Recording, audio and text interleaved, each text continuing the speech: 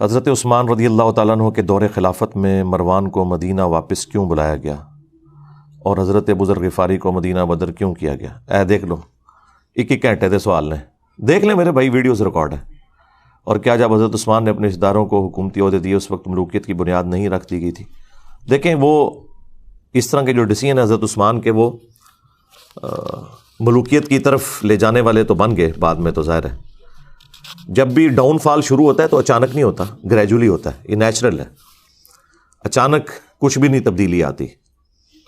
اس کو سپورٹیو حدیث ہے نا ابو داؤد اور ترمذی کے اندر کہ نبی صلی اللہ علیہ وآلہ وسلم نے خواب دیکھا تھا، اور اس خواب کے بعد آپ بہت پریشان ہو گئے تھے۔ خواب آپ نے یہ دیکھا کہ آسمان سے ایک ترازو اتری ہے، یہ میں نے اپنے کربلا والے ریسرچ پیپر میں بھی خواب ڈالا ہوا ہے، اور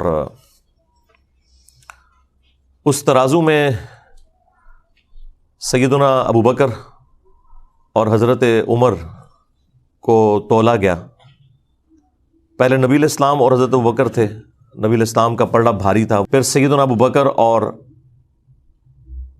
سیدنا عمر کو تولا گیا، حضرت ابو بکر کا پلڑا بھاری تھا، اس کے بعد پھر سیدنا عمر اور عثمان کو تولا گیا تو حضرت عمر کا پلڑا بھاری تھا، پھر وہ ترازو اوپر اٹھا لی گئی۔ تو اس حدیث میں یعنی موجود ہے کہ نبی علیہ السلام اس خواب سے پریشان ہوئے، اور ساتھ حدیث کے اندر یہ درج ہے کہ نبی علیہ السلام کو یہ اشارہ دیا گیا تھا کہ آپ کے بعد خلافت بتدریج ملوکیت میں بدل جائے گی، یعنی حضرت عثمان غنی رضی اللہ تعالیٰ عنہ کے مبارک دور سے پہلے معاملات بڑے صحیح چلیں گے۔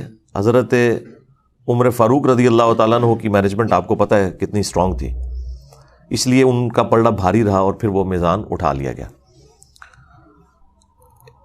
اس حدیث کو سپورٹیو حدیث بخاری مسلم کے اندر بھی موجود ہے، جو نبی علیہ السلام کے مبارک زمانے میں ایک شخص نے خواب دیکھا تھا۔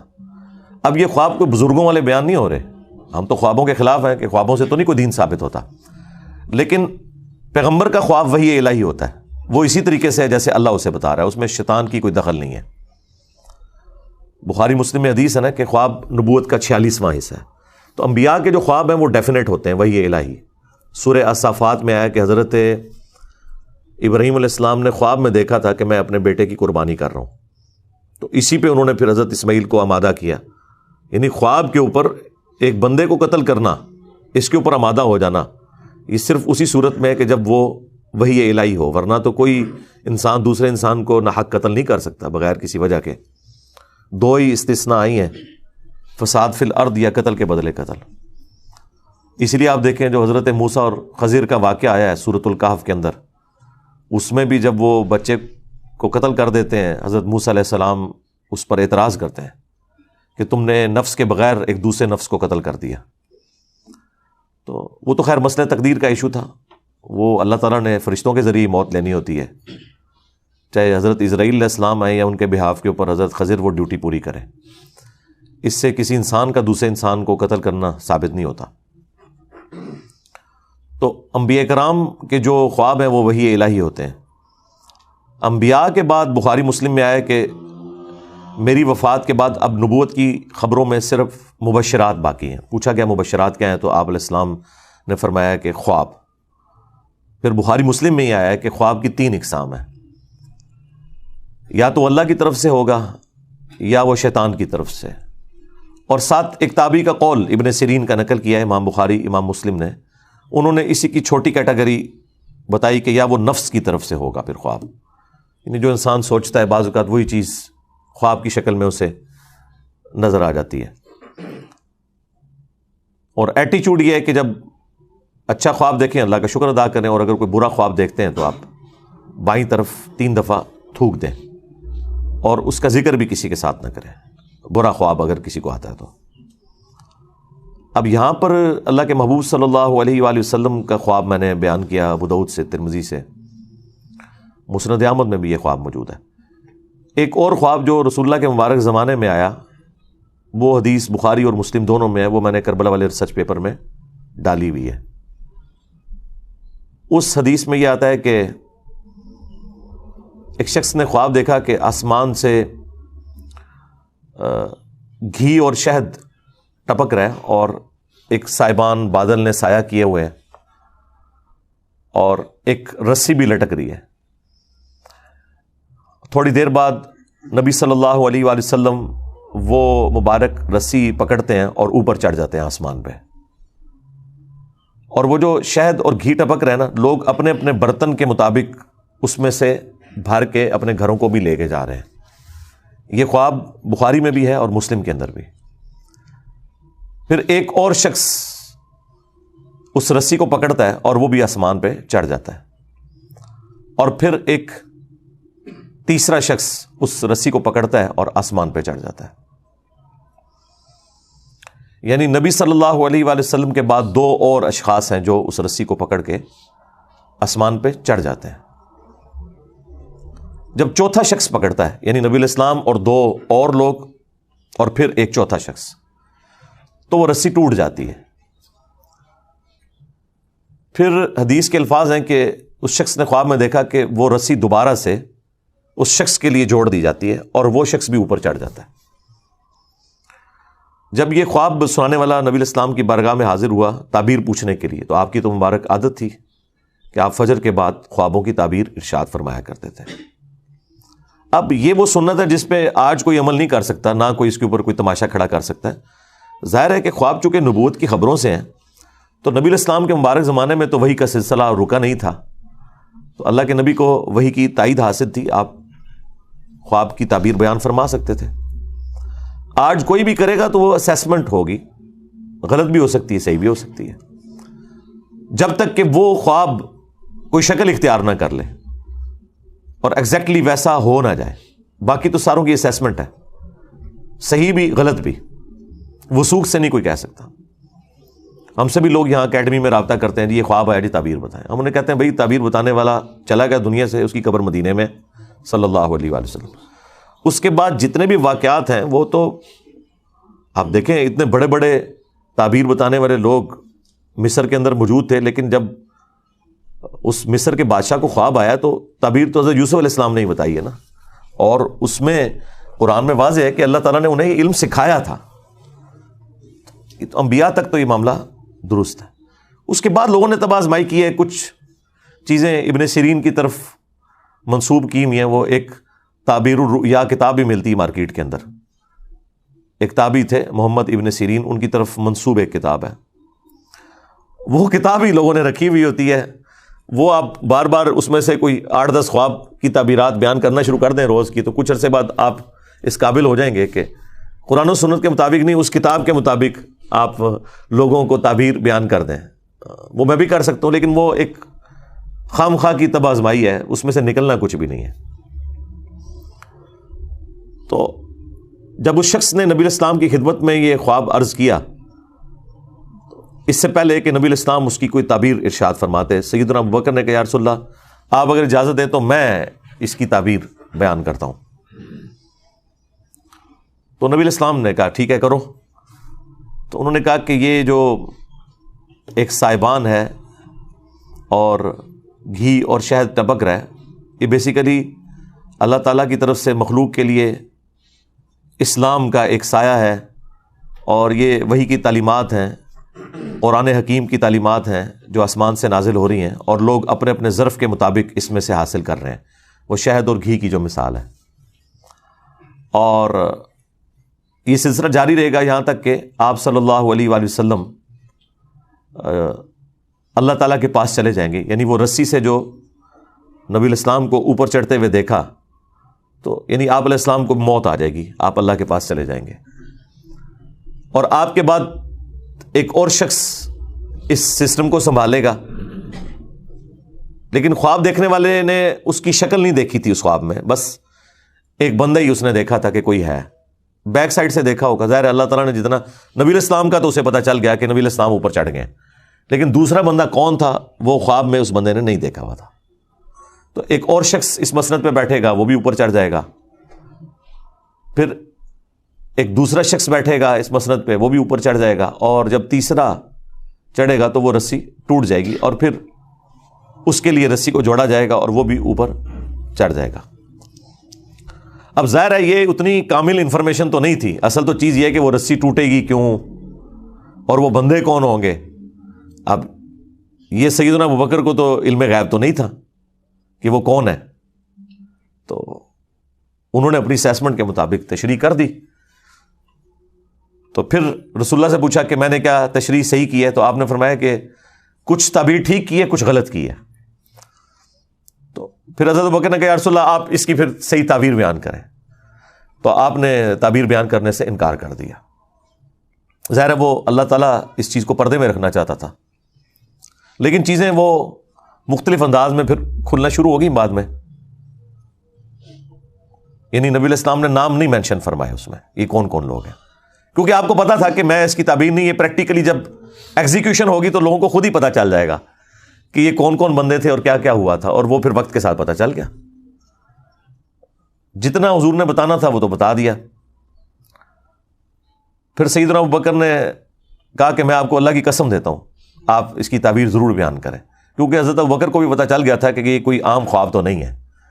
نبی علیہ السلام کے بعد مختلف لوگوں کا اس مسند پہ بیٹھنا, اور 3 بندے ہوں گے, 2 تو صحیح اسی طریقے پہ چل جائیں گے, لیکن تیسرے کی دفعہ رسی ٹوٹ جائے گی. تو یہ کوئی وہ تیسرا جو بندہ ہے نا, وہ اس بندے کے بارے میں پتا ہونا زیادہ ضروری تھا, جس کو پکڑتے ہی وہ رسی ٹوٹ جائے گی. وہ رسی کیوں ٹوٹے گی, یہ بڑا ایک حیران کن معاملہ تھا. پہلے 2 کا نہ بھی پتا چلتا, تیسرے بندے کا تو پتا چلنا چاہیے تھا کہ وہ کون ہے کہ جس کے وہ رسی پکڑتے وہ رسی ٹوٹ گئی ہے, جو کہ پہلے 3 بندوں کی دفعہ نہیں ٹوٹی, نبی علیہ السلام اور 2 اور لوگ. اوورال یہ چوتھا تھا, لیکن رسول اللہ کے بعد جو 3 ہیں ان میں سے یہ تیسرا تھا. تو ظاہر ہے وہ بعد میں پتا چل گیا حضرت عثمان غنی تھے رضی اللہ تعالیٰ عنہ, چونکہ وہ آپ نے پرچی لکھی ہے تو وقت نے تو پھر بتا دیا. ابو داؤد میں, ترمذی میں حدیث ہے, میرے بعد خلافت علی منہاج نبوہ 30 سال تک رہے گی. اور پھر وہ راوی حدیث کہتے ہیں کہ گنو, ابو بکر کے 2 سال, عمر کے 10 سال, عثمان کے 12 سال اور علی کے 6 سال. تو وہ تابعی پوچھتا ہے کہ یہ بنو امیہ کے لوگ تو حضرت علی کو خلیفہ ہی نہیں مانتے, بنو زرقا نیلی آنکھوں والے. تو حضرت سفینہ کو غصہ آیا, انہوں نے فرمایا کہ یہ ان کی پیٹھ سے جھوٹ نکلا ہے. سچ تو یہ ہے کہ ان کی جو حکومت ہے یہ شریر ترین بادشاہت ہے. اب بعض لوگ کہتے ہیں کہ حضرت سفینہ نے چونکہ یزید کا زمانہ پایا تھا تو وہ یزید کی طرف اشارہ کر رہے تھے, حالانکہ یہ بالکل غلط ہے, کیونکہ اسی حدیث کا ایک طریق مسند ابی داؤد طیالسی کے اندر بھی ہے اور مصنف ابن ابی شیبہ میں. اس میں آگے الفاظ ہیں کہ وہ راوی حدیث پوچھتا ہے حضرت سفینہ سے, نبی علیہ السلام کے آزاد کردہ غلام سے, کہ اگر خلافت 30 سال تک ہے تو حضرت معاویہ کا سٹیٹس کیا ہے, ڈائریکٹ نام لے کے. تو اس کا مطلب ہے کہ وہ بات وہیں سے سٹارٹ ہو رہی تھی. تو حضرت سفینہ نے فرمایا کہ معاویہ مسلمانوں کے پہلے بادشاہ ہیں, یعنی وہ خلیفہ راشد نہیں ہے, نہ خلیفہ ہے نہ خلیفہ راشد ہیں, وہ بادشاہ ہیں. ویسے آپ حکمران کے معنوں میں خلیفہ چاہے شہباز شریف کو کہہ لیں, نواز شریف کو کہہ لیں, زرداری کو کہہ لیں, عمران خان کو کہہ لیں, لیکن وہ جو ایک ٹرم ہے نا خلیفہ کی, وہ اس پہ پورے نہیں اترتے. وہ مسلمانوں کے پہلے بادشاہ ہیں. اور مصنف ابن ابی شیبہ میں الفاظ ہیں کہ یہ لوگ سخت گیر بادشاہ ہیں اور ان کا پہلا بادشاہ معاویہ ابن ابی سفیان ہے. اب اس میں انہوں نے پہلے کا نام بھی لے دیا, یعنی وہ یزید سے بات شروع نہیں کی, انہوں نے یزید کے والد سے بات شروع کی. تو یہ بالکل کلیئر تھا. اور مسند احمد کی حدیث کے اندر تو الفاظ ہیں کہ نبی علیہ السلام کے دنیا سے اٹھائے جانے کے بعد خلافت علی منہاج نبوہ ہوگی, اور پھر اللہ تعالیٰ جب تک چاہے گا اس کو بھی رکھے گا, پھر اسے بھی اٹھا لے گا, اور پھر اس کے بعد کاٹ کھانے والی ملوکیت, یعنی اپنے دشمنوں کو کاٹنے والی, وہ آ جائے گی. پھر وہ بھی اللہ تعالیٰ جب تک چاہے گا وہ رہے گی. اس کے بعد جابر حکمرانوں کا دور, اور پھر آخر میں دوبارہ خلافت علی منہاج نبوہ آئے گی. تو اس میں بھی واضح طور پر یہ تبدیلی کی طرف اشارہ تھا. پھر بخاری مسلم میں ایک بڑی حیران کن حدیث ہے, حضرت حذیفہ ابن یمان جو رازدار رسول تھے صلی اللہ علیہ وآلہ وسلم, ان کے بارے میں.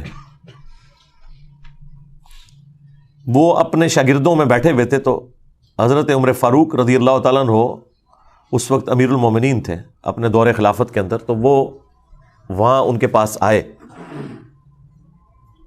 تو انہوں نے لوگوں کی موجودگی میں حضرت حذیفہ سے کہا کہ حذیفہ ذرا مجھے وہ حدیث سناؤ جو تم نے رسول اللہ سے فتنوں کے متعلق سنی ہے کہ حضور کی وفات کے بعد فتنے آئیں گے. تو انہوں نے کہا کہ وہ تو بہت ساری احادیث ہیں. تو حضرت عمر نے کہا نہیں، میں اس بڑے فتنے کی بات کر رہا ہوں جو سمندر کی موجوں کی طرح آئے گا. آج کے دور میں آپ سمجھ لیں سونامی کی طرح ایک بڑا فتنہ مسلمانوں کے اوپر نبی الاسلام کے بعد. تو حضرت حذیفہ نے کہا اے امیر المومنین، آپ کو اس فتنے سے کوئی ڈر نہیں ہے، اس لیے آپ تو بے فکر رہیں، آپ کا اس فتنے سے کوئی لینا دینا نہیں، آپ اس فتنے میں مبتلا نہیں ہوں گے. تو البتہ فتنوں اور امت کے درمیان ایک دروازہ ہے، جب تک وہ دروازہ نہیں کھلے گا نا وہ فتنے اس امت پہ آئیں گے ہی نہیں. تو سیدنا عمر نے کہا کہ مجھے بتاؤ وہ دروازہ کھولا جائے گا یا توڑا جائے گا؟ تو حضرت حذیفہ ابن یمان نے کہا کہ وہ دروازہ کھولا نہیں جائے گا، اسے توڑا جائے گا، یعنی زبردستی وہ دروازہ ہٹایا جائے گا جس کی وجہ سے امت کے اوپر فتنے اور آزمائشیں شروع ہو جائیں گی. تو بس یہ گفتگو کر کے حضرت عمر وہاں سے چلے گئے. اب شاگردوں کو پھر کھلبلی مچ گئی کہ کوڈ ورڈز میں باتیں کر رہے ہیں کہ سمندر کی موجوں کے مانند ایک فتنہ آئے گا، ٹھیک ہے جی، اور وہ ایک دروازہ ہے جسے توڑا جائے گا، کھولا نہیں جائے گا. تو obvious ہے کہ جو پاس لوگ بیٹھے تو انہوں نے کہا حضرت یہ آپ لوگ آپس میں جو معرفت کی باتیں کر رہے ہیں یہ ہمیں بھی ذرا بتائیں کہ یہ کیا باتیں آپ آپس میں کر رہے ہیں. تو بخاری مسلم میں الفاظ ہیں، حضرت حذیفہ ابن یمان کہتے ہیں کہ حضرت عمر تو ویسے ہی مجھ سے پوچھ رہے تھے، وہ مجھ سے بہتر جانتے ہیں اس حدیث کے متعلق، اور وہ جو دروازہ ہے نا جسے توڑا جائے گا وہ خود حضرت عمر تھے جنہیں قتل کر دیا جائے گا اور اس امت کے اوپر فتنے شروع ہو جائیں گے. تو یہ حدیث بخاری مسلم کی بالکل واضح ثبوت ہے کہ اس امت پہ جو فتنے ہیں ان کا آغاز سیدنا عمر کی شہادت سے ہوا. یعنی حضرت عمر کے مبارک دور تک مینجمنٹ اتنی سٹرونگ تھی کہ کہیں سے فتنہ داخل نہیں ہو سکا، اور حضرت عمر کی شہادت کے بعد امت میں فتنے شروع ہو گئے. اس لیے وہ مولانا اسحاق صاحب صحیح فرمایا کرتے تھے رحمہ اللہ تعالی کہ حضرت ابوبکر اور عمر کی جو خلافتیں ہیں یہ خلافت محفوظہ ہے، یعنی اسپیشل پروٹیکشن ہے اللہ تعالیٰ کی طرف سے. اور حضرت عثمان اور حضرت علی کی جو خلافتیں ہیں یہ خلافت مفتونہ ہے، یعنی فتنوں کا دور ہے. یعنی خلیفہ برے نہیں تھے، لیکن بہرحال زمانے میں ایسا تغیر لوگوں کے اعتبار سے آ گیا کہ وہ خلافت مفتونہ بن گئی، فتنوں کا دور بن گیا. اب آپ دیکھیں کتنا بڑا ظلم ہے، جو لوگ بھی اس ٹاپک کے اوپر بولتے ہیں نا، چونکہ انہوں نے بنو امیہ کا دفاع کرنا ہوتا ہے، تو آپ دیکھیں گے یہ جتنے بنو امیہ کی چاکری کرنے والے لوگ ہیں، خواہ وہ مکاری سے کر رہے ہوں جس طرح علماء دیوبند ہیں، علماء وہابیہ ہیں اہل حدیث، یا علماء بریلویہ، چاہے اپنے بھول پان میں کر رہے ہوں جس طرح کے ڈاکٹر اسرار صاحب، یہ دونوں بنو امیہ پہ پردہ ڈالنے کے لیے ہمیشہ کہتے ہیں کہ مسلمانوں پہ فتنوں کا آغاز حضرت عثمان کی شہادت تھی، تاکہ وہ کربلا کا رخ کسی اور طرف موڑ دیں. کربلا کے پیرلل میں انہوں نے حضرت عثمان غنی کو کھڑا کیا ہوا ہے. سیدنا عثمان کی شہادت یقیناً مظلومانہ ہے. ہم اگر حضرت عثمان غنی رضی اللہ تعالیٰ عنہ کو مظلوم تصور نہ کریں، خلیفہ راشد تصور نہ کریں، تو ہمارا حضرت علی کے حق میں مقدمہ ویسے ہی ختم ہو جائے گا، کیونکہ حضرت علی کو ہم چوتھا خلیفہ راشد جبھی مانتے ہیں جب ہم تیسرا خلیفہ راشد سیدنا عثمان کو مانیں گے. لہٰذا ہمیں تو کوئی کلیریفیکیشن دینے کی ضرورت ہی نہیں ہے، ہم تو چاروں خلفاء کو مانتے ہیں، اور ہم رسول اللہ کی اس حدیث کو بالکل اس پہ غیبی ایمان رکھتے ہیں جو آپ نے فرمایا تھا ابو داؤد اور ترمذی میں کہ میرے بعد جو کوئی بھی زندہ رہا وہ بہت اختلاف دیکھے گا. اس اختلاف کے دور کے اندر علیکم بسنتی و سنت الخلفاء الراشدین المہدیین، تم میری سنت اور میرے خلفاء راشدین کی سنت کو مضبوطی سے پکڑ لینا اپنی داڑھوں سے، اور دین میں نئی نئی بدعتوں سے بچنا. یہ بدعتیں گمراہیاں ہیں اور یہ گمراہیاں جہنم میں لے جانے والی ہیں. اب نبی الاسلام نے خلفاء راشدین کے جو مخالفین ہیں یا ان کے دور کے اندر جو ان کی مخالفت پہ کھڑے ہونے والے لوگ ہیں، بشرطے کہ وہ خلفاء ان کے اس اختلاف کو صحیح نہ مان لیں. اگر وہ خود مان لیں کہ یار یہ ہماری جو مخالفت کر رہا ہے یہ بندہ ٹھیک بات کر رہا ہے, وہ تو الگ بات. لیکن جہاں پہ خلفاء کی جنگیں آ جائیں یا مخالفت اس لیول پہ آ جائے, وہ پھر معاملہ الگ ہے. تو نبی علیہ السلام فرمایا کہ تم نے میری اور میرے خلفاء راشدین کی سنت کو لازم پکڑنا ہے. اس لیے دیکھیں کہ ہم حضرت ابوبکر صدیق رضی اللہ تعالیٰ عنہ کے مقابلے پر منکرین زکوٰۃ کو, مرتدین کو نہیں درست سمجھتے. سیدنا عمر کے مقابلے پر رومنز اور پرشینز کو نہیں درست سمجھتے. سیدنا عثمان کے مقابلے پر بلوائیوں کو, جن میں سے اکثر صحابہ ہی تھے, ان کی اس ایکٹیویٹی کو جو انہوں نے حضرت عثمان کو شہید کر دیا. اب بیچ میں ظاہر ہے کہ وہ اسپیسیفکلی بندہ کون ہے وہ تو بے نظیر کے قاتلوں کا بھی نہیں پتہ چلا, جبکہ اتنے کیمرے موجود ہیں. تو اس وقت تو کوئی کیمرے بھی نہیں تھے, نہ علم غیب اس زمانے میں ہوتا تھا, یہ تو بعد میں دریافت ہوا ہے نا. تو لیکن ان کی وہ ایکٹیویٹی کہ حضرت عثمان کی شہادت تک پہنچی, اس میں ہم حضرت عثمان کے مخالفین کو اس ایکٹیویٹی میں غلطی پر مانتے ہیں, اور ان کی طرح مکاری نہیں کرتے کہ اجتہادی غلطی کہتے ہیں. صراحتاً غلطی ہے, فساد ہے, فتنہ ہے. لیکن حضرت عثمان اتنے اپ رائٹ تھے کہ بخاری میں 695 نمبر حدیث ہے, جب ساتھیوں نے پوچھا کہ نماز ہمیں فتنوں کا امام پڑھا رہا ہے اور ہمارے امام آپ ہیں, آپ محصور ہو چکے ہیں اپنے گھر میں, اب ہم نماز اس مسجد میں جا کے پڑھیں یا گھر میں ہی پڑھ لیں. تو سیدنا عثمان نے کہا کہ نماز ہی تو مسلمانوں میں ایک اجتماعی نیکی کا کام ہے, نیکی کے کاموں میں ساتھ دو, برائی میں ان سے الگ رہو. اگر وہ یہودی ہوتے تو حضرت عثمان کیسے کہہ سکتے تھے کہ ان یہودیوں کے پیچھے جا کے نماز پڑھو؟ آج کوئی مسلمان فتویٰ دے گا کہ یہودیوں کے پیچھے نماز ہو جاتی ہے؟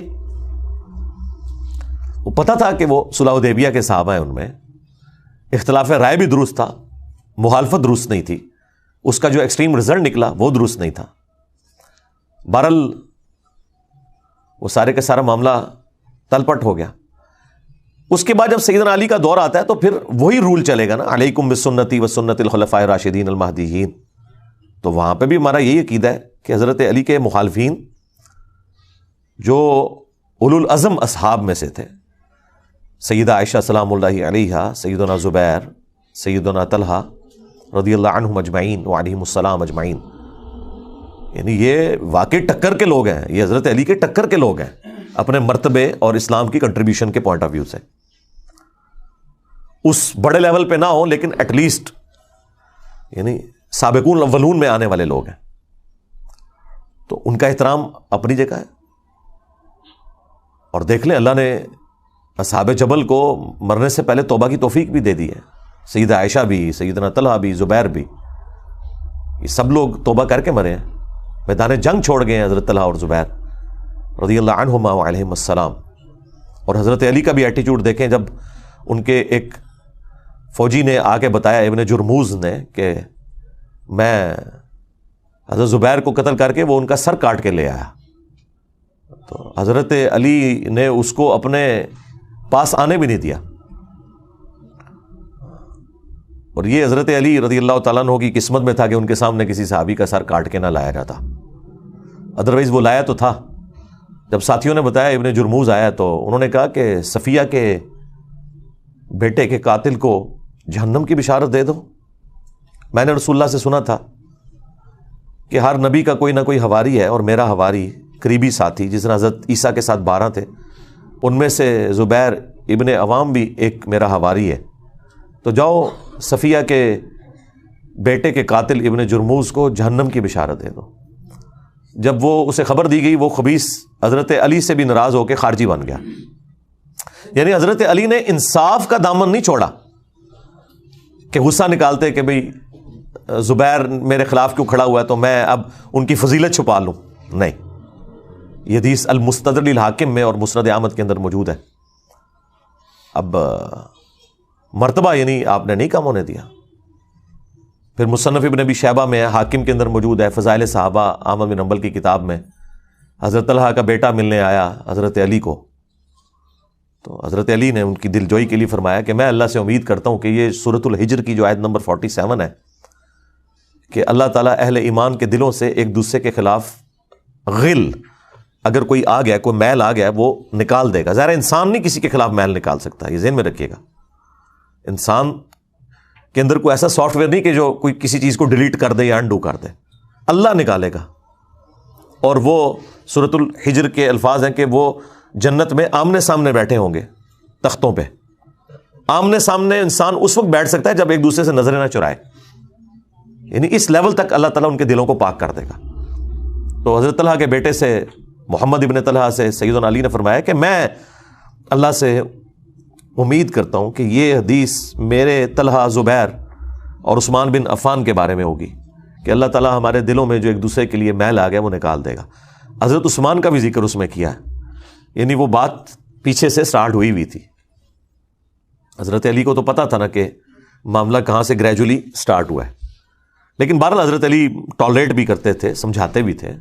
بخاری میں حدیث ہے، محمد ابن حنفیہ کہتے ہیں کہ ان کے سامنے کسی نے حضرت علی کے بارے میں کوئی نازیبا الفاظ بولے کہ بھئی، اب وہ الفاظ امام بخاری نے نقل نہیں کیے. امام بخاری کی ایک شرافت ہے، وہ چند ایک الفاظ سکپ کر دیتے ہیں، لیکن ظاہر ہے ذہین لوگ تو پہچان لیتے ہیں کہ کوئی بات ایسی ضرور ہوئی ہے کیونکہ اگلے الفاظ اس کو سپورٹ کر دیتے ہیں. ہاں، ابن حنفیہ، محمد ابن حنفیہ جو حضرت علی کے بیٹے تھے، حنفیہ نامی عورت سے، ان کے الفاظ امام بخاری نے نقل کیے اور حدیث سٹارٹ وہاں سے کیے ہیں کہ محمد بن حنفیہ کہتے ہیں کہ میرے باپ نے اگر کبھی مخالفت کرنی ہوتی نا عثمان کی تو اس دن کرتا. تو اس سے پہلے بھی تو کوئی واقعہ ہوا ہوگا نا جس کو وہ کہہ رہے تھے، وہ پھکی دے رہے تھے نا کسی کو، تو ظاہر ہے وہ اسی بات میں پھکی دے رہے ہوں گے کہ بھئی تیرا ابا جڑا نا وہ حضرت عثمان میں مخالفین ہی شامل سی. اس کے علاوہ تو اور کوئی جملہ نہیں ہو سکتا. جبھی وہ اپنے باپ کی صفائی پیش کر رہے ہیں کہ اگر میرا باپ عثمان کے مخالف ہوتا تو سب سے زیادہ حق تھا اس دن مخالف ہوتا. اب یہ الفاظ بخاری میں، اور پھر وہ آگے مومن انفیہ وہ بتاتے ہیں کہ جب حضرت عثمان کے گورنروں کی شکایت حضرت علی کو کی گئی کہ یہ مال غنیمت میں بیت المال میں خرد برد کرتے ہیں، تو حضرت علی رضی اللہ تعالیٰ عنہ نے رسول اللہ کی لکھی ہوئی ایک تحریر مجھے دی اور کہا کہ بیٹا یہ جا کے عثمان کو دو اور کہو کہ اپنے گورنروں کو یہ رسول اللہ کی لکھی ہوئی تحریر بھیجیں کہ وہ بیت المال میں جو تقسیم ہے وہ اس کے مطابق کریں. یہ حدیث بخاری میں ہے، یہ کوئی کہانی شریف نہیں ہے ناسبیوں کی لکھی ہوئی، یہ بخاری شریف ہے. کم از کم 2 طرق تو آئے ہیں اس کے بخاری میں. میں نے کربلا ریسرچ پیپر میں یہ حدیث بھی ڈالی ہوئی ہے حضرت عثمان کی شہادت کے اسباب میں. آپ محمد حنفیہ وہ تحریر لے کے پہنچتے ہیں اور کہتے ہیں یہ رسول اللہ کی تحریر ہے. اب سیدنا عثمان پتہ نہیں کس موڈ میں بیٹھے ہوئے تھے، انہوں نے کہا کہ ہمیں اس تحریر کی حاجت نہیں ہے، اسے لے جاؤ. اب آج کوئی ہمیں بتائے کہ یہ حضور کی لکھوائی ہوئی تحریر ہے، آپ نے اس کے مطابق چلنا ہے، ہم تو اسے چوم کے آنکھوں سے لگائیں گے. لیکن اس طرح کا ایٹیچیوڈ، اس کے بعد انسان کو غصہ ہی آئے گا نا. اس لیے مومن انفیہ کہہ رہے تھے کہ وہ دن تھا کہ میرا باپ عثمان کے خلاف کھڑا ہوتا کہ اس نے رسول اللہ کی تحریر کو اس طرح واپس کیا. اچھا، اب سنیوں کو پتا ہے یہ سیدھی سیدھی حدیث جو ہے وہ ایک چارج شیٹ بن جائے گی، تو انہوں نے بریکٹ میں پتا کیا لکھا ہے، حضرت عثمان کے پاس کی فوٹو کاپی موجود تھی اس لیے انہوں نے کہا کہ آپ لے جائیں، میرے پاس پہلے ہی موجود ہے. تو اندازہ کرو ایک کولو وچ پایا ہوا ہے. تو اب اگر کسی کو بخاری شریف پڑھ کے بخار چڑھے تو وہ پھر اپنا بخار اسی طرح ہی نکالے گا نا. خیر وہ لیکن حدیث کے الفاظ اس کی حفاظت کر رہے ہیں نا کہ محمد انفیہ کہہ رہے ہیں کہ وہ دن تھا کہ میرے باپ کو چاہیے تھا عثمان کے خلاف کھڑا ہوتا کہ اس نے رسول اللہ کی تحریر واپس کی. تو یہ اسلوب بتا رہا ہے کہ فوٹو کاپی نہیں تھی، وہ ویسے ہی واپس کی تھی، ورنہ فوٹو کاپی ہو تو کس نے غصہ کھانا ہے. پتہ نہیں سعودی والے نے کوئی فوٹو کاپی مشین لوا کے دیتی اسی مسجد نبوی سے اردو. تو حضرت علی کو وہ کہتے ہیں جب میں نے آ کے بتایا کہ ابا جی یہ حضرت عثمان نے واپس کر دی ہے، تو حضرت علی نے کوئی غصہ نہیں کھایا. انہوں نے کہا یہ تحریر جو ہے نا وہ اسی جگہ رکھ دو، اسی تاکچے میں جہاں سے تم نے اٹھائی ہے، یہاں پہ حدیث مکمل ہو جاتی بخاری کی. تو یعنی وہ اس وقت ڈاؤن فال شروع ہو گیا تھا اس حوالے سے گریجولی. نہج البلاغہ میں بھی حضرت علی کی وہ نصیحتیں موجود ہیں جو حضرت عثمان کو کی ہیں انہوں نے. وہ کمال کی نصیحتیں ہیں، وہ پڑھنے والی ہیں. اس میں حضرت علی نے جو جملے بولے، کیا عثمان تیرا سٹیٹس پہلے 2 خلفاء والا نہیں ہے، کیونکہ تجھے رسول اللہ کے ساتھ دامادگی کا شرف بھی حاصل ہے. سیدنا عثمان کا داماد رسول ہونا نہج البلاغہ میں شیعہ کی کتاب میں ثابت ہے، اسی نصیحت کے اندر جو ان کا خطبہ کہہ لیں یا مکتوب کہہ لیں. تو حضرت علی حضرت عثمان کو سمجھاتے ہوئے یہ کہہ رہے ہیں کہ پہلے دو خلفاء سے زیادہ تمہاری ذمہ داری ہے، کیونکہ تم رسول اللہ کے داماد بھی ہو. داماد تو بیٹوں کی جگہ ہوتا ہے. تو یہ جو تمہاری شکایتیں تمہارے گورنروں کی آتی ہیں تمہارے پاس، ان کے طرف توجہ دے کے ان ایشوز کو ریزالو کرو. وہ کرتے بھی تھے. بخاری مسلم دونوں میں آیا کہ وہ ایک بھائی تھا ان کا، عقبہ ابن ابی معیط کا بیٹا ولید بن عقبہ، اس نے شراب پی کے فجر کے 4 فرض پڑھا دیے. بخاری میں بھی ہے، مسلم میں بھی ہے. حضرت عثمان والے چیپٹر میں ہے بخاری کے اندر، اور مسلم میں شراب کی حرمت والے چیپٹر میں، اور مسلم میں پورا وہ واقعہ تفصیل کے ساتھ ہے. جب وہ سلام پھیر کے فارغ ہوا تو لوگوں نے کہا کہ یہ تو نماز تو نے ٹھیک نہیں پڑھائی ہے. تو اس نے کہا اگر کم پڑھا دی ہے تو میں اور پڑھا دینا.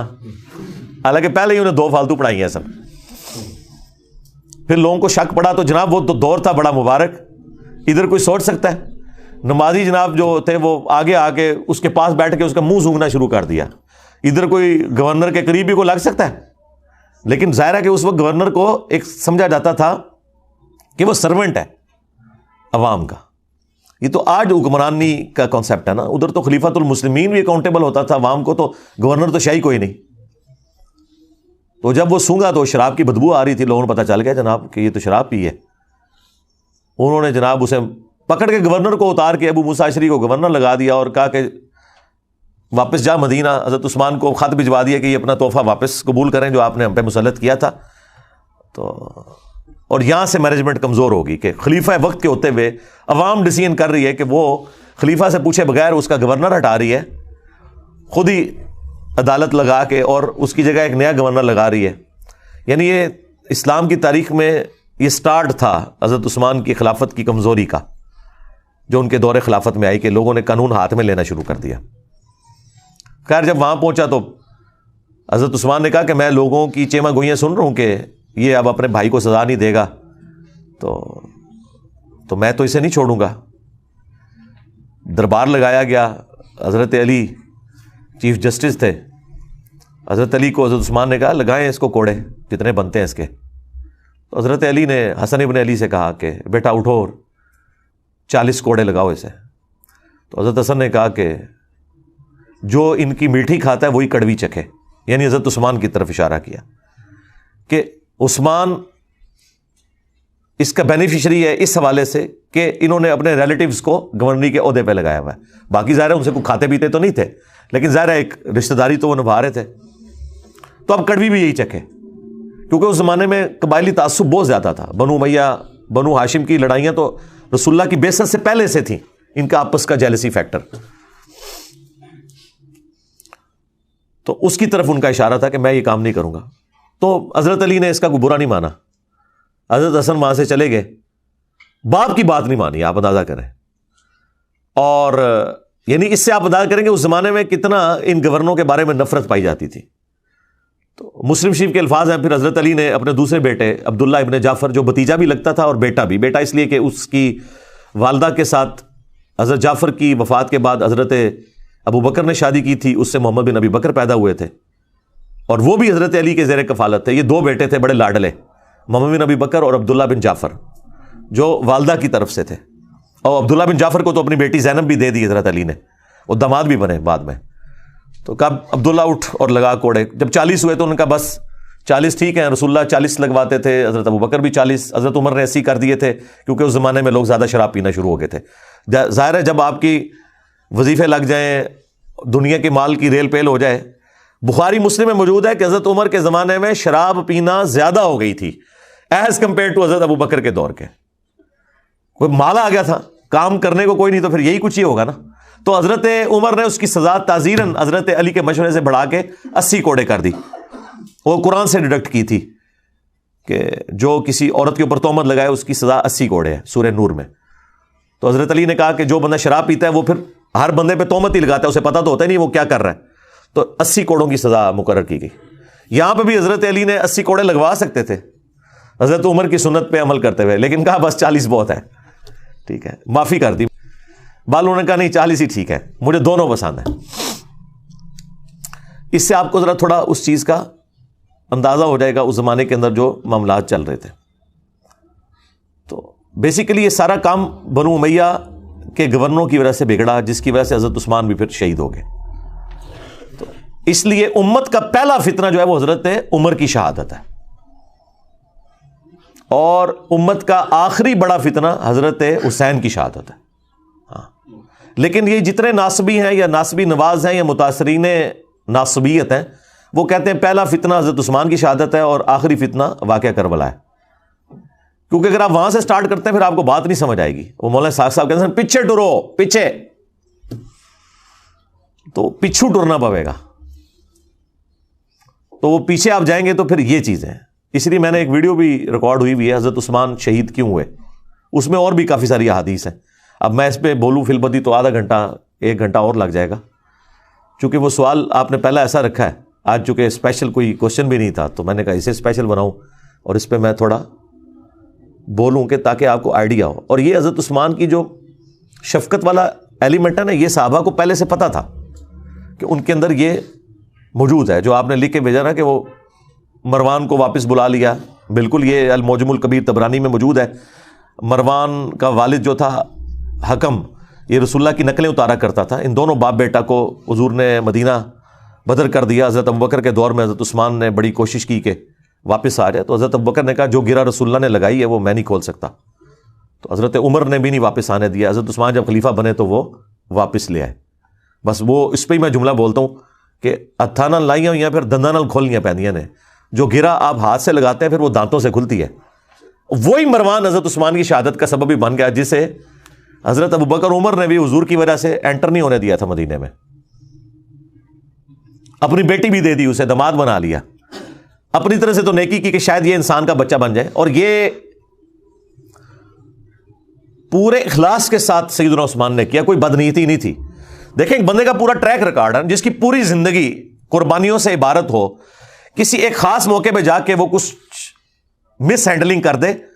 یہ امپلائڈ ہوتا ہے کہ وہ مس ہینڈلنگ کو آپ نے اس کی پوری زندگی کے کریکٹر میں سمجھنا ہے، نہ کہ یہ کہ اس ایک مس ہینڈلنگ کی بنیاد پہ آپ اس کی اسلام کے لیے خدمات کو 0 سے ملٹیپلائی کرتے ہیں.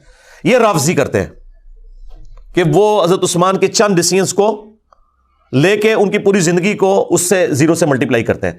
ہم پوری قربانیاں ان کی دیکھتے ہوئے یہاں پہ مس ہینڈلنگ کو سمجھتے ہیں کہ یہ ان کی شفقت کا ایک ایلیمنٹ تھا. اور میں اس کو پرسنلی خود سمجھ سکتا ہوں، میرے اندر بھی یہ والا ایلیمنٹ ہے کہ میں ٹالریٹ بہت زیادہ کرتا ہوں. اس کی وجہ سے بعض اوقات اپنے اسٹوڈنٹس کی گالیاں بھی کھانی پڑتی ہیں. لیکن میری کوشش ہوتی ہے اگر کسی کو ڈیل دی ہے نا، این ممکن ہے کہ وہ پلٹ آئے اگر اس کے اندر کوئی آپ سمجھ لیں حق کا مادہ موجود ہے. لیکن اس کے باوجود اگر وہ بار بار اس طرح کی وہ ایکٹیویٹی پرفارم کرے، پھر میں ظاہر ہے کہ صرف نظر نہیں کرتا، پھر میں حضرت عمر کی طرح سخت ہو جاتا ہوں. لیکن پہلے حضرت عثمان والی نرمی میرے اندر موجود ہوتی ہے اپنے ہر اس اسٹوڈنٹ کے لیے جس کے لیے میں چاہتا ہوں کہ یار اس کے اندر کوئی اصلاح کا معاملہ ہو سکتا ہے. اب مجھے وہ تفصیلات بتانے کی ضرورت نہیں، نہ عام بندوں کو اس کی ضرورت ہے، وہ ہمارے مینیجریل ایشوز ہوتے ہیں. لیکن جب ونس مجھے کلیئر ہو جائے نا، کرسٹل کلیئر، پھر میں حضرت عثمان والا ایٹیچیوڈ نہیں کرتا. شروع میں رکھتا ہوں، بعد میں پھر حضرت عمر والا ایٹیچیوڈ. سیدھی سی بات ہے، پھر والی بات نہیں ہوگی. تو یہ مروان ہی پھر اسی نے مور لگائی تھی. آپ کو پتا ہے محمد بن ابی بکر اور 300 ساتھیوں کے قتل کا فتویٰ لکھ دیا تھا جب مصر کے گورنر کی شکایت آئی تھی. تو حضرت عثمان نے تو یہ لکھوایا تھا کہ وہ گورنر معزول اور محمد بن ابی بکر گورنر، اور مروان نے خط میں لکھا کہ جیسے یہ پہنچے ان ساروں کو قتل کر دو، اور خط لادہ سے حضرت عثمان کی مور لگا کے بھیج دیا. وہ تو راستے میں جب وہ ایک گھوڑ سوار جا رہا تھا تو محمد بن ابی بکر کی نظر پڑ گئی، وہ بڑے شارپ تھے. انہیں کہا کام پہ ہے ساڑھے نال، منو نہ منو، اس کو پکڑا دو. خط نکل آیا. پھر وہ سارے واپس آ گئے. حضرت عثمان کے گھر کا گھیراؤ کیا 40 دن تک، پانی تک بند کر دیا. وہ غصہ تو وہ صحیح نکال رہے تھے، لیکن جو ایکٹیویٹی پرفارم کر دی وہ بہت ایکسٹریم تھی. اور دوسری طرف حضرت عثمان کی بھی شرافت ہے کہ انہوں نے اپنے حق میں کوئی تلوار کسی کو نہیں اٹھانے دی. ان کو تو اندازہ نہیں تھا کہ یہ پروٹیسٹ جو ہے اس لیول تک چلا جائے گا. اور وہ جو گورنر تھا مصر کا عبداللہ بن سعد ابی سرا، وہ بھی حضرت عثمان کا بھائی لگتا تھا رشتے میں. اور یہ وہی تھا جو کاتب وہی مرتد ہو گیا ہوا تھا. سنن نسائی اور ابو داؤد میں حدیث ہے. اور حضور نے 4 بندوں کے لیے فرمایا تھا کہ یہ غلاف کعبہ میں بھی چھپے ہونا، انہیں قتل کر دینا ہے، یہ بھی لحاظ نہیں کرنا کہ غلاف کعبہ کے اندر ہے کہ کعبے کی حرمت ہے، ان کے لیے حرمت بھی اٹھ جائے گی۔ ان میں سے ایک بندہ تھا، حضرت عثمان نے اسے اپنے گھر چھپا لیا۔ سنن نسائی میں، ابو داؤد میں، یہ میں نے کربلا والے ریسرچ پیپر میں ڈالا ہوا ہے سب کچھ، اللہ کے حضور کے سامنے پروڈیوس کر دیا، کہا یا رسول اللہ میرے کہنے پہ سے معاف کر دیں۔ اب یہ تو بنتا ہی نہیں تھا، جب اللہ کے نبی کا حکم آ گیا تو وہ تو سب سے اوپر ہے۔ اب حضور کو غصہ تو آیا، ناراضگی تو یہ، آپ نے اپنا چہرہ انور پھیر لیا۔ حضور کے غصے کا اظہار بس اتنا ہی ہوتا تھا، اور یہ بہت بڑی بات ہوتی تھی، آپ چہرہ انور پھیر لیں۔ حضرت عثمان دوسری طرح سے آیا، یا رسول اللہ میرے کہنے پہ معاف کر دیں۔ ٹھیک ہے، 3 دفعہ ریکویسٹ کی، آپ چہرہ پھیرتے رہے، 4تھی دفعہ حضور نے کہا چلو ٹھیک ہے۔ وہ جب حضرت عثمان اس کو لے کے خوشی خوشی وہاں سے نکل گئے، حضور نے فرمایا تم میں سے کوئی ایک بھی ایسا نہیں تھا جو اسے قتل کر دیتا؟ جب تم دیکھ رہے ہو کہ میں اپنا چہرہ انور پھیر رہا ہوں تو تم اس کا مطلب نہیں سمجھ رہے تھے کہ اس کو نہیں چھوڑنا؟ کاتب وحی تھا، کاتب وحی مرتد ہونے کا مطلب ہے کہ حضور کی نبوت کو چیلنج کیا اس نے کہ یہ نعوذ باللہ من ذالک، یہ سب کچھ فراڈ چل رہا ہے۔ جس طرح بخاری مسلم میں ہے کہ کاتب وحی کہتا تھا کہ محمد کو تو کچھ پتہ نہیں، جو میں لکھ دیتا ہوں وہی قرآن ہوتا ہے۔ ہاں، تو حضور کو اتنا غصہ ہے، آپ نے فرمایا یہ مر گیا، زمین اسے قبول نہیں کرے گی۔ بخاری مسلم کے الفاظ ہیں، اس کو دفناتے تھے، زمین اٹھا کے پرے پھینکتی تھی۔ یہ معجزہ لوگوں نے دیکھا، اور لوگوں میں مشہور ہوا کہ شاید یہ رات کے وقت حضور کے ساتھی اسے نکال کے باہر پھینک دیتے ہیں۔ انہوں نے بہت گہری قبر کھودی، پہرا دیا، پھر لاش صبح باہر پڑی ہوئی تھی۔ پھر ان کو پتا چل گیا کہ بھائی یہ اس نے حضور کی نبوت کے اوپر ہاتھ ڈالا ہے، یہ ہونا ضروری تھا، کیونکہ قرآن کے اوپر ہی تو سارا ایک معاملہ چل رہا تھا۔ اگر قرآن ہی ڈاؤٹ فل ہوتا ہے تو پھر نبی علیہ السلام کی نبوت تو سٹیک پہ لگ جانی تھی۔ وہ بھی کاتب وحی تھا، اور اس نے سورہ آل عمران، سورہ بقرہ حضور سے پڑھی ہوئی تھی۔ یہ لوگ کاتب وحی کو فضیلت کے طور پہ پیش کر رہے ہوتے ہیں۔ 2 کا تو میں نے آپ کو حال بتا دیا ہے، ایک مرتد ہو کے مرا اور لاش اس کی باہر نکل آئی، اور دوسرے کو حضور نے کہا یہ غلاف کعبہ میں چھپا، اسے قتل کر دینا، عبداللہ بن سعد ابی سرا۔ تو حضور نے فرمایا کہ جب تم دیکھ رہے ہو کہ میں چہرہ اقدس پھیر رہا ہوں تو اسے مار کیوں نہیں دیا تم نے؟ تو صحابہ نے کہا یا رسول اللہ آپ ایک دفعہ ہمیں آنکھ سے یوں کر کے اشارہ کر دیتے نا تو ہم اسے نہ چھوڑتے۔ آپ نے فرمایا نبی کے لیے شایع نہیں کہ وہ آنکھ سے اشارہ کرے، نبی کے اخلاق اتنے بلند درجے کے ہیں کہ وہ اس طرح کا معاملہ نہیں کر سکتا کہ وہ آنکھوں سے اشارے کرے۔ ٹھیک ہے، یعنی بڑے کلین سلیٹ لوگ ہوتے ہیں انبیاء، ان کے اندر مکاری، چلاکی، ہوشیاری، عقل مندی ہوتی ہے، لیکن یہ والی حرکتیں نہیں ہوتی ہیں کیونکہ ان کے سٹیٹس کا تقاضا ہے۔ بس وہی پھر آپ دیکھ لیں، اسی کی وجہ سے پھر وہ پورا معاملہ تلپٹ ہو گیا۔ لیکن بہرحال جب حضرت معاویہ رضی اللہ تعالیٰ عنہ خلیفہ بنے یا بادشاہ بنے، اس وقت بھی عبداللہ بن سعد ابی سرا یہ زندہ تھا، لیکن یہ حضرت معاویہ کے ساتھ پھر نہیں ہوا۔ اللہ نے اس کی کوئی نیکی قبول کر لی، آخری زندگی اس کی بڑی اچھی گزری ہے۔ یہ اس کو پوری گیم سمجھ آ گئی تھی کہ یہ سارے کا سارا جال جو بنا گیا نا، یہ بنو امیہ نے حکومت کے لیے کیا، تو یہ پھر گمنامی میں پھر مرا ہے، یہ سب کچھ چھوڑ کے چلا گیا تھا۔ تو باقی ہم تو رضی اللہ تعالیٰ عنہ ہی کہتے ہیں، ظاہر نبی الاسلام کی رسپیکٹ کی وجہ سے۔ تو اسی لیے مولانا مودودی رحمہ اللہ نے خلافت و ملوکیت میں یہ ساری چیزیں بڑی تفصیل کے ساتھ ڈسکس کی ہیں، اور ہم نے وہ مقدمہ احادیث سے ثابت کیا، یہ سب کچھ احادیث کے اندر لکھا ہے۔ ابھی نئی خلافت و ملوکیت پرنٹ ہو کے آئی ہے، اس میں تخریج بھی ہوئی ہے، جہاں احادیث کے حوالے تھے وہ بھی انہوں نے لگائے ہیں، جہاں اہل سنت کی جو بڑی بڑی صحابہ پہ کتابیں ہیں نا، الاستیاب ابن عبد البر کی، ابن اثیر کی اسد الغابہ، اس کی شرح ابن حجر کی الاصابہ، وہ سارے ریفرنسز لگائے ہیں، تاریخ طبری کے، ابن کثیر کے، بخاری مسلم، ابو داؤد، ترمذی، نسائی، ابن ماجہ میں جو چیزیں موجود تھیں وہ پوری نئی پرنٹ ہو کے آ گئی ہے، بڑی اچھی۔ تو بڑی تفصیل کے ساتھ مولانا مودودی نے سٹیپ وائز ان سارے ایشوز کو اس میں نقل کیا کہ کس طریقے سے یہ ڈاؤن فال چلتا گیا، اور اس کا ذکر اگلی الہامی کتابوں میں موجود تھا۔ اسی پہ میں کنکلوڈ کرتا ہوں، پھر بقیہ سوالات لیتے ہیں۔ ابو داؤد میں ایک حدیث ہے کہ حضرت عمر نے اپنے دور خلافت کے اندر ایک پادری کے پاس بھیجا اپنے خادم کو، اور کہا کہ اس سے پوچھو کہ تمہاری کتابوں کے اندر میرے بارے میں کیا لکھا ہوا ہے۔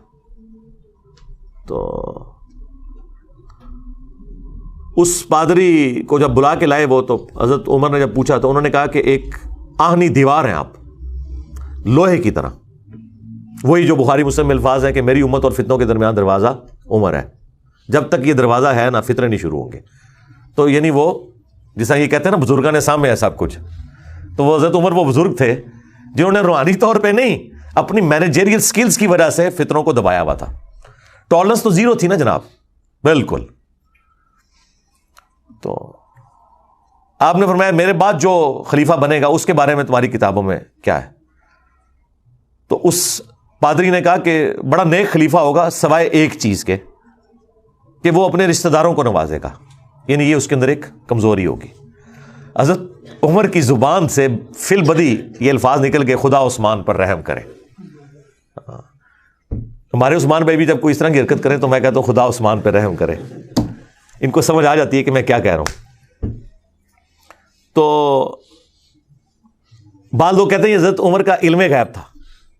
وہ علم غیب نہیں تھا، ان کے دماغ میں ایک پلان تھا کہ میں 6 بندوں کو کمیٹی کی شکل میں رکھوں گا. ان میں حضرت عثمان بھی تھے، ظاہر ہے، بخاری کے الفاظ ہیں، مسلم میں بھی یہ حدیث موجود ہے. بخاری میں تو نام ہے علی، عثمان، طلحہ، زبیر، عبد الرحمن بن عوف اور سعد بن ابی وقاص کہ نبی علیہ السلام اپنی وفات تک ان سے راضی رہے. وہ عشرۃ مبشرۃ میں سے یہ 6 بندے بچے ہوئے تھے. ایک 7ویں بھی تھے سعید بن زید، چونکہ وہ بہنوئی تھے اس لیے حضرت عمر نے ان کا نام ذکر نہیں کیا کہ میرے ساتھ رشتہ داری ہے تو اس کو تو میں نکالوں گا. ورنہ آپ نے کرائٹیریا یہ بنایا کہ ان سے رسول اللہ اپنی وفات تک راضی تھے. یہ وہ 10 صحابہ جنہیں جنت کی بشارت ملی، ان میں سے وہ 6 اس وقت زندہ تھے، 7ویں زندہ تھے لیکن وہ رشتہ داری کی وجہ سے ان کو چھوڑ دیا. اور مسلم میں تو الفاظ ہیں کہ حضرت عمر نے خواب دیکھا تھا، ایک مرغے نے انہیں خواب میں ٹھونگ ماری ہے آخری حج کے موقع پہ. انہوں نے کہا مجھے لگتا ہے کہ اب میں نہیں بچوں گا. تو پھر انہوں نے خطبہ دیا، انہوں نے کہا کہ اگر میں اچانک مار دیا جاؤں نا تو تم نے 6 بندوں کے سوا کسی کو خلیفہ نہیں چننا. مسلم میں وہ 6 بندوں کے نام نہیں تھے، بخاری میں وہ 6 آ گئے. یعنی وہ شروع سے حضرت عمر کے دماغ میں پلان تھا. بخاری میں تو ہے کہ زخم لگا اور جب ڈاکٹر نے کہا آپ نہیں بچیں گے تب 6 بندوں کے نام لیے. لیکن مسلم میں تو آپ بالکل ٹھیک تھے، حج کے موقع پہ بھی آپ نے جب خواب دیکھا تو اس وقت بھی کہا کہ 6 بندے، اور صحابہ کو پتا تھا وہ کن 6 بندوں کا کہہ رہے ہیں. تو وہ حضرت عمر کے پلان میں تھے 6 بندے. تو اس پورے پلان میں دیکھیں اگر ایک پادری آ کے کہتا ہے تو انہیں پتا تھا ان 6 میں سے کون سا ایسا بندہ ہے کہ جس کے اندر یہ کمزوری ہے. اور پیچھے ٹریک ریکارڈ ہے کہ اس نے عبداللہ بن سعد ابی سرا کو بھی لا کے معافی دلوائی حضور سے، اور دوسرا مروان بن حکم اور اس کے والد کے لیے بھی سفارشیں کرتے رہے پوری زندگی، حضور سے بھی، حضرت ابو بکر سے بھی، عمر سے بھی. پوری نہیں ہوئی لیکن کرتے تو رہے نا. اس کی وجہ سے وہ ٹریک ریکارڈ تھا. تو اس کی وجہ سے انہوں نے کہا یہ کوئی علم غیب نہیں تھا، اسیسمنٹ تھی. پھر کہا اس کے بعد جو خلیفہ ہوگا، تو ان کا اس کے بعد جو خلیفہ ہوگا نا وہ تو لوہے کا میل ہے. تو حضرت عمر کو بڑا غصہ ہے. انہوں نے کہا بدبودار، یہ کیا کہہ رہا ہے تو؟ ان کا حضرت خلیفہ بڑا نیک ہوگا لیکن مسلمانوں کی تلواریں نیام سے باہر آ چکی ہوں گی، اس کا پورا دور خلافت جنگوں میں گزرے گا. اور وہ دیکھ لیں حضرت علی کا دور خلافت، جنگ جمل، صفین، نیروان، یہ اگلی کتابوں میں بھی چیزیں موجود تھیں، اور بھی کافی ساری چیزیں، لیکن وہ پھر سینسر میں کر دیتا ہوں. بس اتنی بتاتا ہوں کہ جس سے آپ کو اوورال ایک سینیریو کلیئر ہو جائے. لیکن ہم نہ رافضیوں کی طرح نعوذ باللہ حضرت عثمان غنی رضی اللہ تعالیٰ عنہ کے بارے میں کوئی ایسا تان کریں جو اوورال ان کے کریکٹر کو میلائن کرے. انسانی کمزوری ہے، کسی کے اندر بھی ہو سکتی ہے، ہر انسان کے اندر کوئی نہ کوئی کمزوری موجود ہوتی ہے، لیکن وہ 0 سے ملٹیپلائی نہیں ہوتا. اور نہ ہم ناصبیوں کی طرح ہیں کہ ہم حضرت عثمان کے پیچھے بنو امیہ کو چھپائیں. حضرت عثمان یا عمر بن عبدالعزیز یہ بنو امیہ میں ویسے ہی ہیں جیسے آل فرعون میں موسیٰ، اس اعتبار سے کہ اس خاندان میں ہوتے ہوئے بھی یہ بڑے العزم لوگ ہیں جن کی اسلام کے لیے خدمات ہیں. اور ان کی خدمات کی وجہ سے جن باقی لوگوں نے اسلام کو نقصان پہنچایا یا خلافت کو نقصان پہنچایا وہ اس کے پیچھے چھپ نہیں سکتے. یہ 2 ایکسٹریمز ہو جاتی ہیں. باقی میری تفصیلی ویڈیوز موجود ہیں اور ریٹن میں بھی میں نے کربلا والے ریسرچ پیپر میں 200 احادیث ان تمام ٹاپکس پہ سیدنا عمر کی شہادت سے لے کے کربلا تک وہ جمع کی ہیں. وہ ہر ایک بھائی کو ریسرچ پیپر اور بقیہ کے 8 ریسرچ پیپر اور 3 اذکار کارڈ، یہ 12 کا پیکیج ہم فری دیتے ہیں لیکچر کے اینڈ کے اوپر. اور پوری دنیا سے لوگ رابطہ کر سکتے ہیں یہاں، لیکن ایڈریس پاکستان کا دینا ہوگا. تو ہم فری بھجواتے ہیں، صرف TCS کا 500 کا خرچہ آتا ہے ہمارا، باقی ہم دیتے فری ہیں. وہ آپ منگوا سکتے ہیں 032159000162. صبح 9 سے شام 5 بجے تک یہ فون کھلا ہوتا ہے، آپ رابطہ کر سکتے ہیں. اس پہ واٹس ایپ بھی بنا ہوا ہے، تو وہ آپ کو ریسرچ پیپرز فری بھجوا دیں گے. تو وہ آپ پڑھیں اور PDF ڈاؤن لوڈ کر لیں ahlsunnatpak.com سے. اور یہ تو ماشاءاللہ ریسرچ پیپر عربی میں بھی ہے، اردو میں بھی، انگلش میں بھی، ہندی میں بھی، بنگلہ زبان کے اندر بھی ہے اللہ کے فضل سے، فارسی کے اندر بھی ہے. تو جس زبان میں کو پڑھنا چاہتا ہے وہ پڑھے. اس میں نے پوری ترتیب کے ساتھ، اور ایک حدیث بھی کوئی ایسی نہیں ہے جسے کسی محدث نے صحیح نہ کہا ہو. یہ ہو سکتا ہے کہ کچھ احادیث ایسی ہیں جن کو شیخ البانی صحیح کہتے ہیں اور شیخ زبیر صاحب اسے ضعیف سمجھتے ہیں، کچھ کو شیخ زبیر صاحب صحیح کہتے ہیں اور البانی صاحب ضعیف سمجھتے ہیں، کچھ احادیث کو امام زاہبی صحیح سمجھتے ہیں، کوئی اور ضعیف کہہ دیتا ہے، کچھ کو امام حاکم صحیح سمجھتے ہیں، امام زاہبی ضعیف سمجھتے ہیں. لیکن تحقیق میں نے ساتھ لکھی ہوئی ہے کہ فلاں محدث کے نزدیک یہ حدیث صحیح ہے. پرانے محدثین کی بھی تحقیق لگائی ہوئی ہے، امام ترمذی کی، امام حاکم کی، امام زاہبی کی، اور اس زمانے میں بھی جو بڑے بڑے 3 محدثین گزرے ہیں، تینوں ہی فوت ہو چکے ہیں، شیخ البانی، شیخ زبیر علیزئی اور شعیب ارناؤت رحمہم اللہ اجمعین. اور دور حاضر میں سلیم اسد صاحب ہیں، ہمارے جیلم شہر میں اہل حدیث کے بہت بڑے محقق، شیخ غلام مصطفیٰ ظہیر صاحب امن پوری، ان کی بھی تحقیق میں نے لگائی ہوئی ہے. تو جو بڑے بڑے، چونکہ وہ شیخ زبیر صاحب کے شاگرد ہیں، انہی کے اصول کے مطابق وہ تحقیق کرتے ہیں. ان کے اصول کیا ہیں؟ وہ محدثین کے اصول ہیں. تو بہرحال یہ سارے کے سارے معاملات میں نے ایک جگہ ریسرچ پیپر میں جمع کیے ہوئے ہیں. اور آج دیکھیں میں نے پوری گفتگو غامدی اور طارق جمیل سٹائل میں کی ہے، تاکہ کوئی یہ گھلا نہ کرے کہ انجینئر صاحب بڑی سخت زبان استعمال کرتے ہیں. تو دیکھیں میں نے یہ سارے ٹاپک آپ کو آرام سے بھی سمجھا دیے ہیں. جنہوں نے سمجھنے ہوں گے وہ اس سے بھی سمجھ لیں گے، جنہوں نے نہیں سمجھنے وہ اس سے بھی نہیں سمجھیں گے، کیونکہ ان کا مسئلہ کچھ اور ہے. تو مسئلہ یہ نہیں ہے کہ لہجہ سخت ہے یا نرم ہے، مسئلہ یہ ہے کہ بات کے اندر وزن ہے یا نہیں، اس کے اوپر ایمفسائز ہونا چاہیے. صلو علی محمد و آل محمد، اللہم صلی علی محمد و علی آل محمد و اصحاب محمد و ازواج محمد اجمعین الی یوم الدین، آمین.